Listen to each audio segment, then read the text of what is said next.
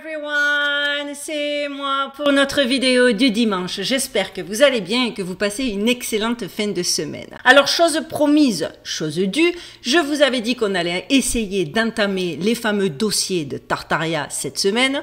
Ah, regardez qui vient nous saluer, Duchesse.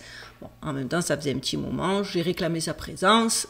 Elle nous en fait l'honneur. Je ne peux qu'être d'accord avec elle compte tenu du sujet. Alors je sais que ça a divisé, certains étaient pour, certains étaient contre. J'ai décidé malgré tout de m'en tenir à ma promesse et aujourd'hui d'aborder le premier épisode de ce qui va peut-être être une longue série sur Tartaria. Alors comme je vous l'avais expliqué dans ma vidéo de dimanche dernier, en février 2024, Tucker Carlson s'envole pour Moscou. Officiellement, l'objectif est clair, interroger Vladimir Poutine sur l'Ukraine, sur la géopolitique actuelle, sur la paix mondiale.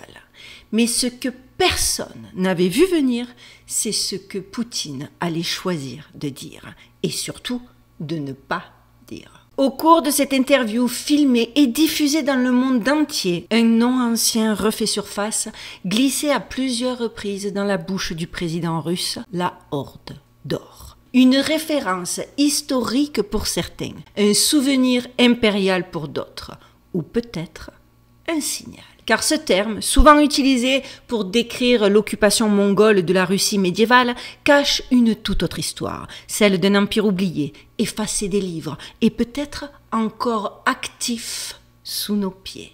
Et si cette horde n'était pas simplement une armée, mais la trace résiduelle d'un ordre ancien dont la mémoire a été volontairement occultée? Et si Vladimir Poutine, à travers cette interview, n'envoyait pas simplement un message à l'Occident, mais aussi à ceux qui savent? Aujourd'hui, comme je vous l'ai annoncé, nous allons parler de Tartaria, l'empire effacé.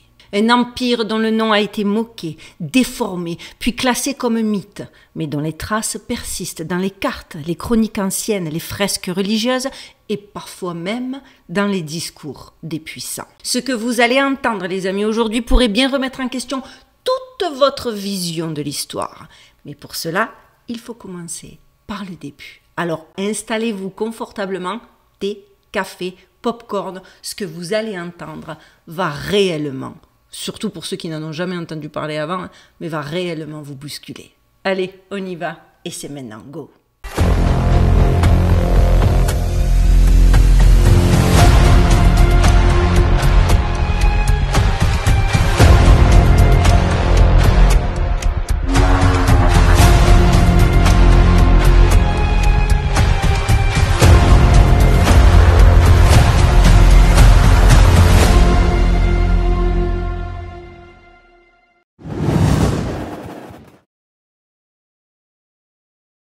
Avant que l'Europe n'impose son récit de l'histoire, d'innombrables cartes anciennes affichaient un nom aujourd'hui presque complètement disparu, Tartaria. Tartaria, ou la Tartarie, n'était pas une petite province barbare comme on le prétend aujourd'hui. Sur les cartes de Mercator, Ortelius, Blaeu ou encore dans les atlas chinois et arabes, la Tartarie s'étendait sur un territoire colossal, de la mer Caspienne au Pacifique, du cercle arctique jusqu'au nord de l'Inde. C'était un empire structuré, stable, doté de centres urbains, d'axes commerciaux, de technologies qui étonneraient encore aujourd'hui. Et pourtant, en l'espace de 2 siècles, ce nom a quasiment complètement disparu. Effacé des manuels, rayé des encyclopédies, dénigré comme mythe. Mais alors pourquoi donc ? Parce que la Tartarie, mes amis, remet en cause la trame même de l'histoire occidentale. Parce qu'elle montre que d'autres civilisations ont dominé, bâti, innové, sans l'autorisation des empires chrétiens, coloniaux ou capitalistes. Petit disclaimer pour ceux qui m'ont agressé la dernière fois quand j'ai parlé des chrétiennes dans le petit aparté que j'avais déjà fait sur la Tartarie. On ne parle pas des chrétiens aujourd'hui. Arrêtez de croire que tout au long de l'histoire, il y a des partis qui ont été plus irréprochables que d'autres.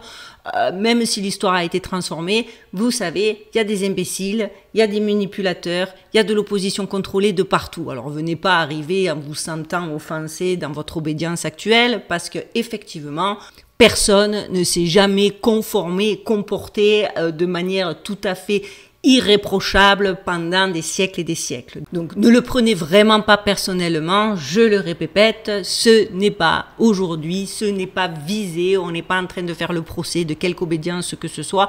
Ce qui va suivre dans cette vidéo sont purement ce n'est pas créé, ce n'est pas des opinions personnelles, c'est issu de recherches, c'est issu d'histoire, c'est issu de faits et autres anecdotes. Donc évitez de gaspiller votre énergie à venir laisser des commentaires qui sont clairement hors sujet dans le cas qui nous intéresse. Je poursuis. Donc, je vous le disais, sans l'autorisation des empires chrétiens, coloniaux ou capitalistes. Et peut-être, surtout, parce que certains vestiges de cette civilisation sont encore debout, parfois sous nos pieds, parfois sous des constructions, et parfois juste devant nos yeux, camouflés par le récit officiel. Des cartes comme celle de Mercator en 1630 ou Ortelius en 1570 montrent clairement une Tartaria mania vaste et reconnue. Ces représentations visuelles sont aujourd'hui de puissants indices d'un passé révolu mais pas oublié. D'autres indices plus dérangeants s'ajoutent encore à ce mystère. Des bâtiments partiellement enfouis sous la boue dans de nombreuses villes, suggérant une catastrophe planétaire oubliée, surnommée par certains le Mud Flood. Cette hypothèse évoque une réinitialisation mondiale, une tentative d'effacement total d'un passé dérangeant pour les puissants. Et ce n'est pas tout. Certaines théories affirment que la Tartarie utilisait une forme d'énergie libre captée par des dômes et des flèches disséminées dans ses architectures monumentales. Une énergie propre, inépuisable, supprimée intentionnellement pour préserver l'emprise des cartels, je vais les appeler comme ça, énergétiques modernes. Et pas que. Quand on relie les points, ça fait tellement plus de sens que l'histoire officielle qu'on nous sert. Des bâtiments comme le Capitole, le Taj Mahal ou même certaines structures à Paris ou Saint-Pétersbourg partagent des caractéristiques communes. Proportions sacrées, géométrie vibratoire, antennes dissimulées. Et si ce n'était pas de simples coïncidences, mais les reliques silencieuses d'un même empire oublié? Vous allez voir que cette question, qui de prime abord peut sembler complètement dingue, est on ne peut plus légitime. Les origines de la Tartarie, selon certains manuscrits anciens, remonteraient jusqu'aux descendants de Japheth, fils de Noé, je vous le disais dans ma vidéo de jeudi dernier. Ce lien biblique n'est pas anodin. Il ancre Tartaria dans la lignée des civilisations primordiales, avant même la domination romaine ou byzantine. Elle serait la matrice oubliée d'un monde antédiluvien où science, spiritualité et harmonie naturelle coexistaient. Mais cette sagesse aurait été jugée trop dangereuse. Tartaria maîtrisait peut-être la géométrie sacrée, la manipulation des ondes et même l'harmonie entre les champs vibratoires de la Terre et ceux de l'être humain. Une connaissance qui, si elle refaisait surface, pourrait libérer les peuples de l'hypnose matérialiste et restaurer une forme d'équilibre oublié. Donc un vrai danger pour ceux qui gouvernent dans l'ombre et qui nous ont clairement enfermés dans ce carcan. En tout cas, c'est ce que veut cette théorie. Et vous allez le voir, cette théorie est loin d'être basique. Alors, question forcément, pourquoi cette civilisation a-t-elle été rayée de l'histoire et surtout par qui? De nombreux chercheurs indépendants pointent vers une coalition silencieuse, empires religieux, puissances coloniales, banquiers internationaux. Tous auraient vu dans la mémoire de Tartaria une menace, car vous le savez, qui contrôle le passé contrôle le présent. Et c'est ici que l'histoire devient plus que dense. Plusieurs observateurs évoquent une réécriture délibérée des chronologies avec des personnages historiques fusionnés, des événements déplacés dans le temps et une falsification massive de documents d'archives. La chronologie officielle pourrait n'être qu'un puzzle mal réassemblé. Et ça, moi j'ai tendance à y croire. En coulisses, des bibliothèques ont brûlé, des musées ont été réorganisés et des milliers d'artefacts sortis du sol sans explication ont été classés ou stockés à l'abri des regards. Alors, qui étaient vraiment les Tartares et pourquoi leur souvenir fait-il trembler les puissants encore aujourd'hui? Selon certains auteurs du XIXe siècle, notamment Edwin Williams, dans son manuel publié en 1825, la Tartarie ne serait pas née de Gengis Khan, mais bien plus tôt. Elle remonterait à Japhet, le fils de Noé, et ce dernier aurait eu 2 enfants, Tatars et Mogouls. 2 lignées, 2 empires. L'un fonda la Tartarie, l'autre le Mogulistan. Ces 2 civilisations, bien que distinctes, partagent une origine commune et des caractéristiques étonnamment proches. Alors, les caractéristiques, je vais vous en citer quelques-unes qui, selon moi, font foi. Un ancrage en Scythie, cette vaste steppe eurasienne considérée comme le berceau des peuples cavaliers, des traditions de cavalerie, de tir à l'arc et de conquêtes fulgurantes, une gestion impériale décentralisée mais ultra efficace, et une transmission orale via les anciens plutôt que par l'écriture dogmatique. Mais ce n'est là qu'une petite infime partie du récit, car derrière ce lignage mythique se cache, vous allez le voir, une structure initiatique. Certains chercheurs alternatifs avancent que ces lignées auraient conservé des savoirs très anciens, remontant à des temps antédiluviens, et que Tartaria aurait été une civilisation gardienne de ces mystères. Des récits font état de portails, de machines de transport vibratoires et d'artefacts capables de manipuler le temps ou l'espace. Des allégories? Peut-être. Mais pourquoi tant d'efforts pour les faire disparaître? Dans les traditions ésotériques, Japhet est aussi lié à l'axe du monde, au pilier invisible qui soutient le royaume des hommes. Et si Tartaria avait été ce pilier, le gardien d'un équilibre cosmique? Si Tartaria est pré-biblique, pan-eurasienne et à l'origine de grandes dynasties royales, alors son effacement n'est pas anodin, les amis. Il est clairement stratégique. Car reconnaître Tartaria, c'est remettre en question l'hégémonie de Rome, de Byzance et de Moscou. Et peut-être aussi, certainement, l'histoire telle que nous la connaissons. Alors pourquoi ce récit a-t-il été enterré? Et qui avait bien intérêt à le faire disparaître? Vous allez voir que la réponse est très compliquée. À mesure que les siècles passent, Tartaria ne disparaît pas brutalement. Elle se dilue. En particulier au moment de la montée des Mongols où un phénomène inédit a eu lieu. Une fusion des structures tartares avec les stratégies militaires, linguistiques et culturelles venues d'Asie centrale. Mais attention, ce n'est pas une conquête, c'est une symbiose. Les cavaliers tartares adoptent certains codes mongols et inversement. On parle de plus en plus de hordes et de khanats, de termes qui floutent l'origine réelle de ces peuples. Les chroniques officielles parlent de peuples nomades, de pillards, de barbares, mais ces récits viennent toujours de l'extérieur. Et cette confusion, entretenue au fil du temps, va permettre quelque chose d'assez radical, effacer l'identité propre de Tartaria. Les symboles sont réappropriés, les récits sont reconfigurés, la mémoire est infiltrée.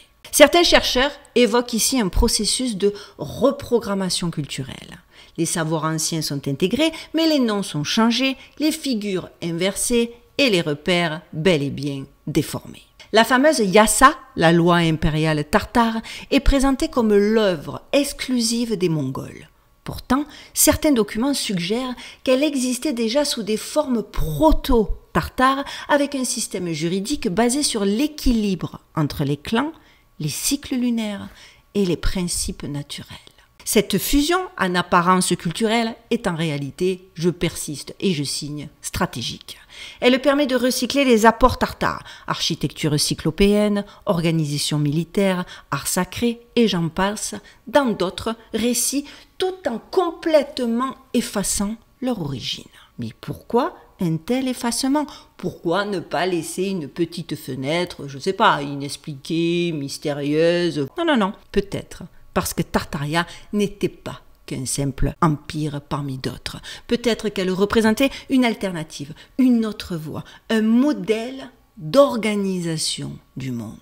Et ce modèle semble avoir été complètement incompatible avec la centralisation du pouvoir religieux et bancaire qui allait dominer dans les siècles suivants. Alors quoi? Tartaria a-t-elle été absorbée ou bien dissoute dans le brouillard d'un récit qui n'a jamais été le sien? La Horde d'Or, je vous le disais, est une invention impériale, parce que le terme Horde d'Or évoque pour beaucoup une immense armée mongole ayant asservi la Russie. Mais voici la vérité, les Tartares eux-mêmes n'ont jamais utilisé ce terme. Ce sont les chroniqueurs et autres chercheurs vendus au système de l'époque, les autres, voilà, moi je les appelle les chroniqueurs parce qu'à l'époque c'était les termes qui étaient adéquats, donc les chroniqueurs byzantins, russes et chrétiens qui vont bien plus tard parler de horde, un mot connoté bien évidemment négativement et l'associer à la couleur or pour marquer à la fois le pouvoir et la convoitise. La réalité historique, les amis, est bien plus nuancée. Les territoires contrôlés par Lulus et Jochi, la branche aînée des descendants de Gengis Khan, formaient un État structuré avec des lois écrites, le yassa, une diplomatie active et des alliances avec la chrétienté. Mais dans le récit russe, notamment à partir d'Ivan III, cette période est complètement reconfigurée comme une honte nationale. L'idée, effacer toute influence orientale et bâtir une nouvelle légitimité chrétienne et impériale centrée sur Moscou. Ainsi naît la légende de la Horde d'Or. Non pas une réalité brute, mais une construction idéologique façonnée pour justifier les ambitions tsaristes. Et je sais que je vais me faire allumer, encore une fois, c'est issu de recherche, c'est pas moi qui ai inventé et qui ai refait l'histoire à ma guise, mais ça a tellement de sens en vérité si vous mettez vos égos et vos convictions personnelles 2 minutes sur le côté et que vous faites juste preuve d'analyse critique. En tout cas, moi, c'est ce que je me suis dit pendant mes recherches. Et plus encore, vous allez le voir parce que certains auteurs alternatifs avancent que ce récit a été monté de toutes pièces pour détourner l'attention du véritable ennemi. Non pas une horde de cavaliers, mais une mémoire ancienne, une culture raffinée, technologiquement avancée, spirituellement éclairée. L'expression horde d'or aurait alors fonctionné comme une dissonance cognitive, une manière de relier Tartaria à l'image du chaos, du pillage et de la brutalité. Un masque, un leurre. Et si tout cela n'était qu'un mirage, une opération de camouflage historique menée avec une précision chirurgicale. Une fois encore, il faut se poser la question.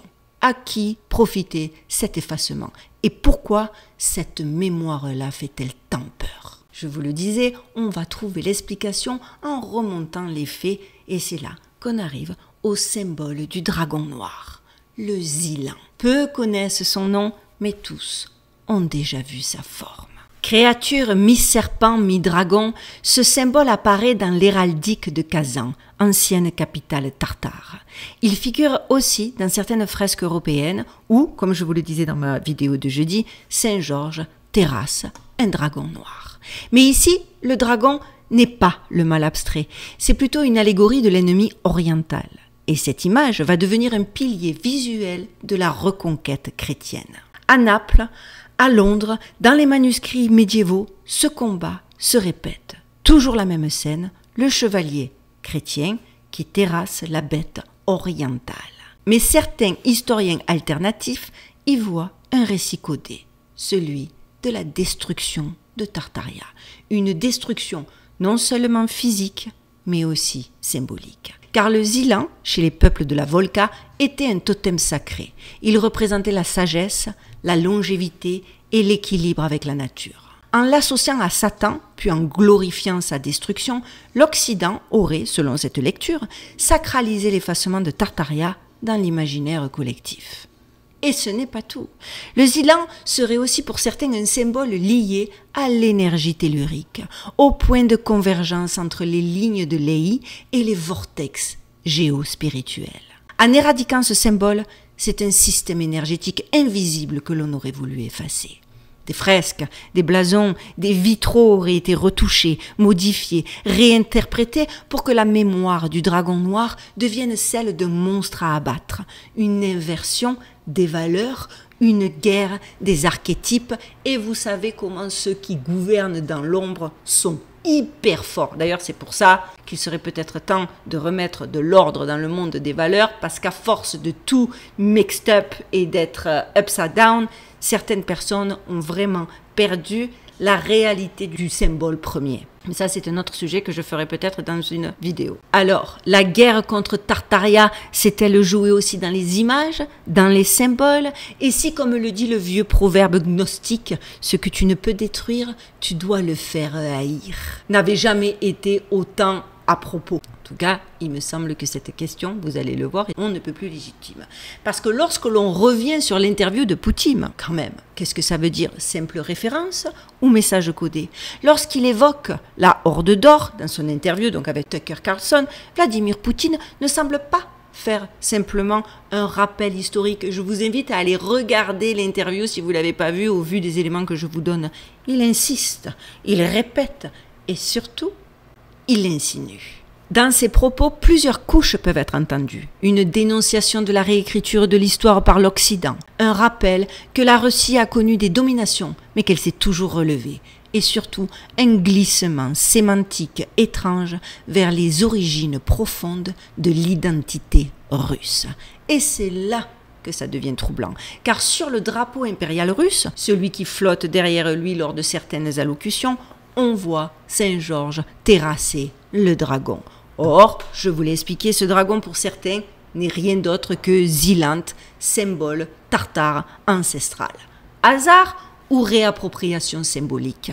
Certains observateurs voient dans cette mise en scène une sorte de message codé, une manière pour Poutine de dire « nous savons ce que vous avez effacé, nous possédons encore les archives et si nécessaire, nous pourrions faire ressurgir ce passé pour rééquilibrer le présent. » Du coup, elle est d'origine russe, elle. Hein. Ça a du sens qu'elle soit là. Vous avez vu, elle est omniprésente pendant la vidéo. Parce que là, elle vous dit, oui, je suis le peuple souverain. Désolé, je poursuis. Mais en plus, il y a, vous allez le voir encore plus, certains analystes russes spécialisés dans la géopolitique symbolique évoquent clairement une guerre des mémoires. Et dans cette guerre, Tartaria pourrait être la pièce cachée d'un puzzle oublié. Un empire oublié, mais jamais détruit.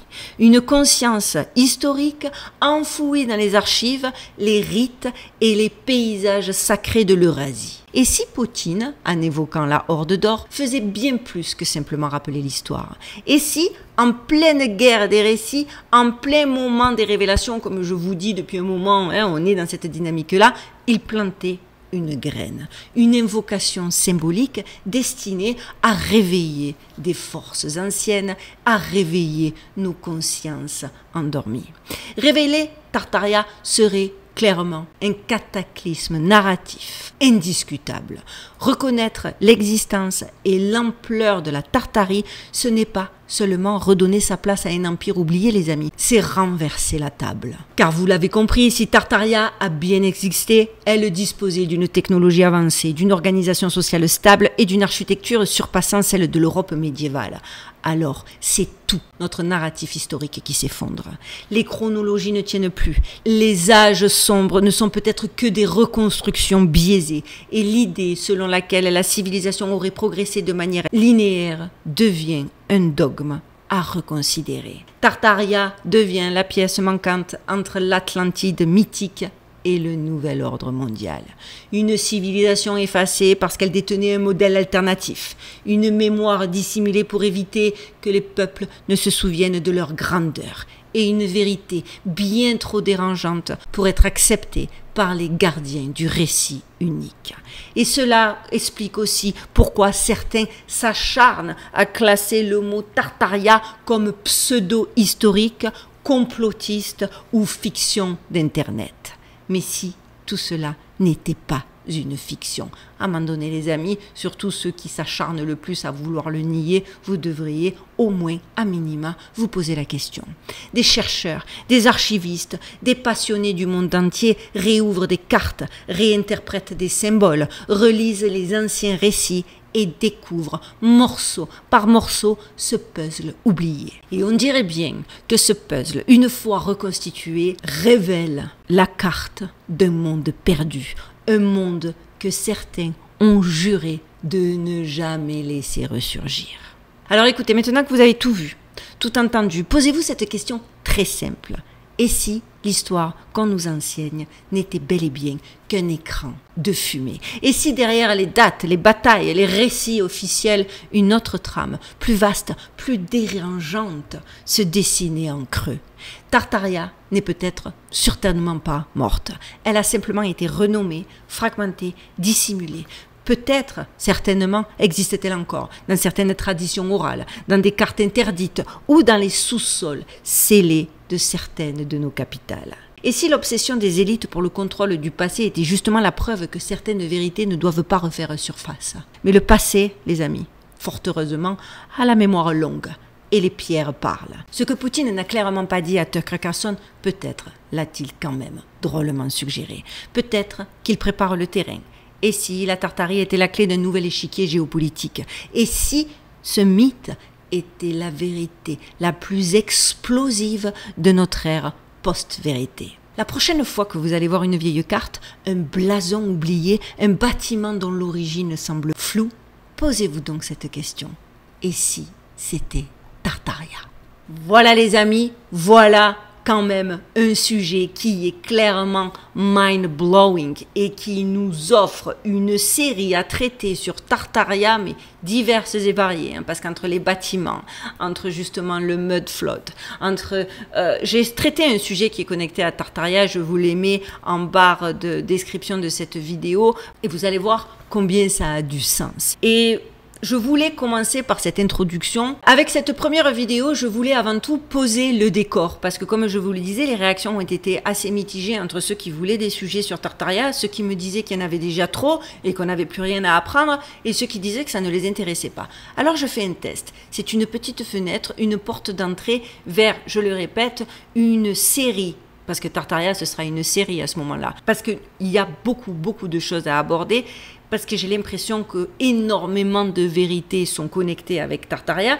Et là, même moi, au moment où j'enregistre cette vidéo, je n'ai pas vraiment, il me semble, je crois, l'ampleur de ce que ça représente. Mais j'avais besoin de faire un test parce que vous savez que ma chaîne, c'est aussi votre chaîne et qu'il faut que je sache si ça vaut le coup parce que c'est énormément de travail, énormément de recherche et que si ça intéresse une poignée, malheureusement, je serai obligée soit de faire des vidéos clairement parce que je ne frustrerai personne, mais un petit peu plus sur le temps et avec des sujets qui passeront en priorité, soit vraiment je me focus sur ça. Et pour ça, j'avais besoin de prendre la température avec vous. Donc j'attends, vous le savez, vos réactions en commentaire. N'oubliez pas que pour que cette vidéo soit vue par le plus grand nombre et qu'elle soit suggérée et pas enterrée dans les méandres de YouTube, j'ai besoin de votre aide et que la meilleure façon de m'aider, c'est en likant, commentant et partageant.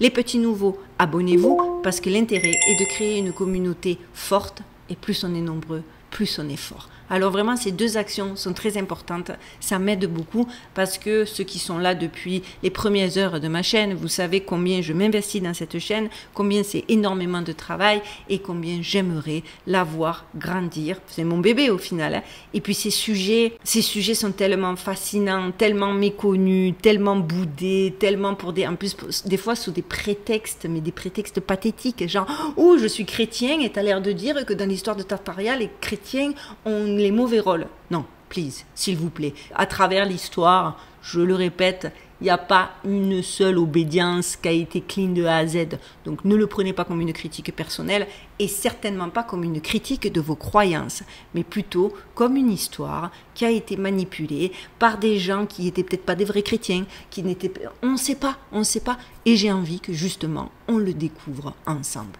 Voilà, dites-moi bien tout en commentaire, c'est vraiment important pour que je puisse organiser un petit peu mes prochains sujets. J'espère que cependant ça vous aura plu, même si ça ne vous a pas donné envie d'une suite, que au moins ça vous aura quand même bousculé et intéressé. Voilà, cette fois-ci, j'ai bien dit et j'ai tout dit. Je vous souhaite de passer une excellente fin de semaine. En attendant qu'on se retrouve jeudi pour nos dossiers du Mystère dit, prenez bien soin de vous. Prenez bien soin de vos proches, gardez l'œil ouvert et surtout, stay safe.